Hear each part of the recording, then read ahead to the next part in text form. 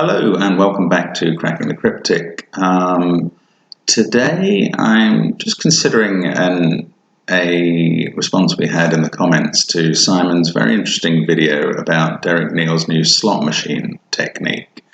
Somebody else in the comments remarked that it was perhaps a kind of advanced version of Bowman's bingo, which is either kind of guessing and trying to make progress, also known as Ariadne's thread as a technique of getting through Sudoku, or bifurcation, or just guessing. And somebody remarked, FF Fanatic remarked, that it'd be interested to know what I thought of the technique, given my devotion to the kind of guessing method. I think, first off, I think that's a tiny bit unfair because I'm not all that, I prefer to not solve Sudoku by guessing, but I acknowledge that when it gets very hard, then that can be the method that I would choose. And that's mainly because what I'm most interested in doing is achieving a decent speed.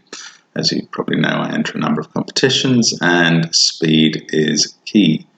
I think that the bifurcation method is generally the quickest to solve very difficult Sudokus, but there's a number of caveats around that. One is that you have to be able to identify when the puzzle you're solving is hard enough to need it, because otherwise you would be quicker using normal logic. The second is if you're really good at spotting swordfishes and X-wings, then that can definitely be a better way to go. Now, what I do think about Derek's slot machine method is that it provides a really interesting possibility of choosing where to bifurcate, and that's another quite important part of the technique. So yes, I do kind of like it in that way. Now, I don't necessarily think that one has to kind of slavishly follow the numbers around the grid, except where that might help. So it's something I'm certainly planning to try when I can. So I called up today's British Sunday Times Very Hard puzzle just to see if it could be used, and I'm going to show you my solve of that. However, unfortunately, as you can see if you study this grid, what Derek's slot machine technique needs is one of the digits that appears 3 times exactly in the grid, each time being in one set of rows, one set of columns. And unfortunately, I don't think there are any numbers in this grid to which that applies. So I wasn't able to use the technique, but do tell me in the comments if you think I could have.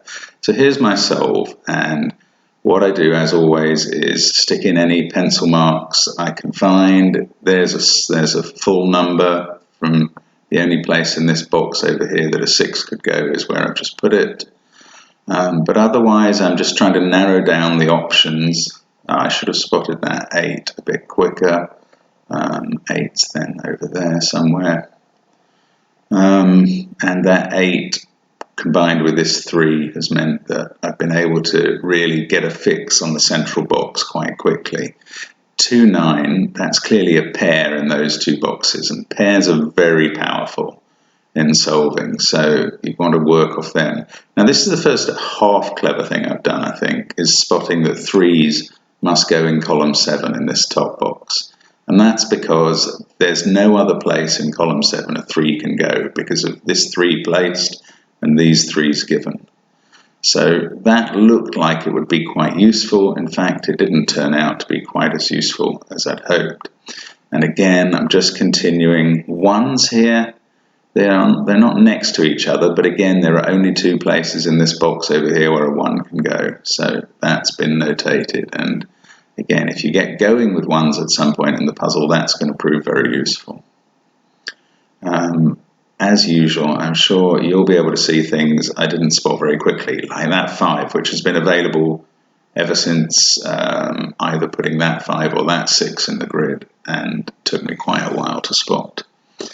But we're kind of sort of still hacking around trying to find something that might be useful. Now, one of the things that's quite hard to spot with the notation method is that smaller numbers aren't quite as apparent as the bigger numbers. So 9s play a very interesting role in this bottom box. I've just spotted it there. Because of this 9 down here, that's ruled out these 3 cells. But this pair has ensured that this cell can't be a 9. And that means 9s are fixed up there. That gives us a solid 9 over here. And that gets us another pair up here. And that's kind of really useful progress. But again, just starting to grind to a bit of a halt here. And it's about at this point that I'm starting to think, well, maybe I'm going to need to select somewhere and bifurcate. Have a guess, be prepared to undo it. In a physical competition, I'd be using a pencil and be ready with the eraser to get rid of it if it turns out to be wrong. And as I was saying, one of the skills of the bifurcation technique, if one can call it that, I know a lot of people don't like it at all, is to choose where would be useful.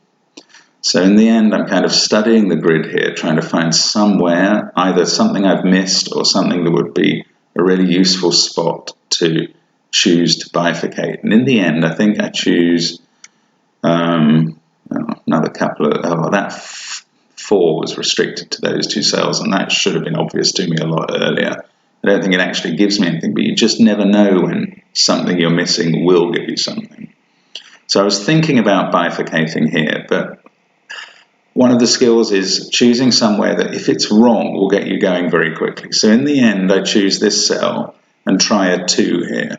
Now that's going to be useful because it fixes 2s up here and here.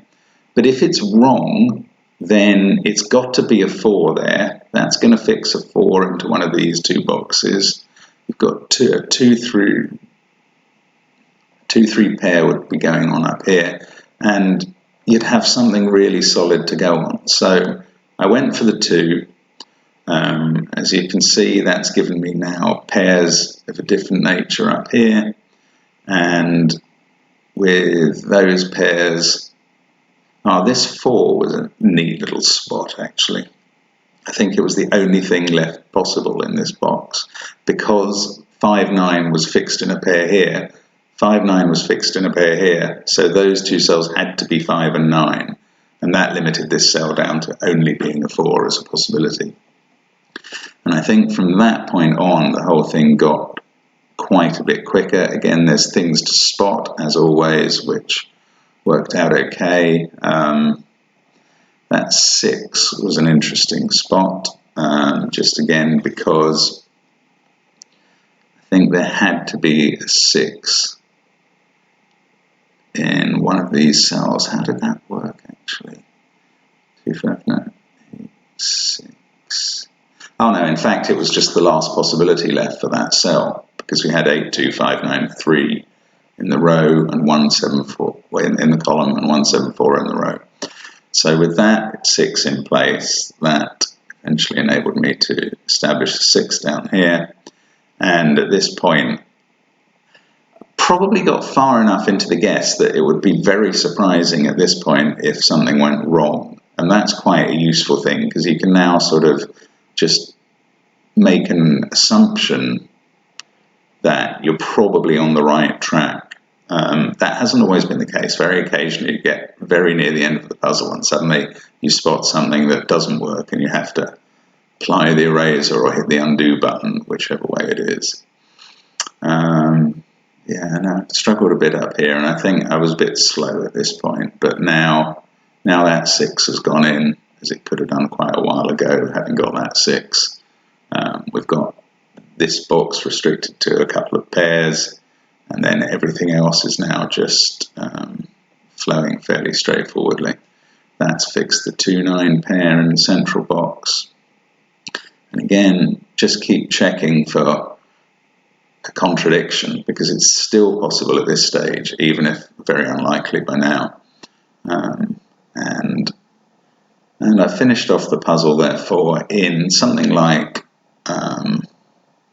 7 minutes, I think it was, which, is not too bad for a very hard puzzle. If one assumes the Sunday Times rating of very hard is accurate, I think they're pretty good at rating their puzzles.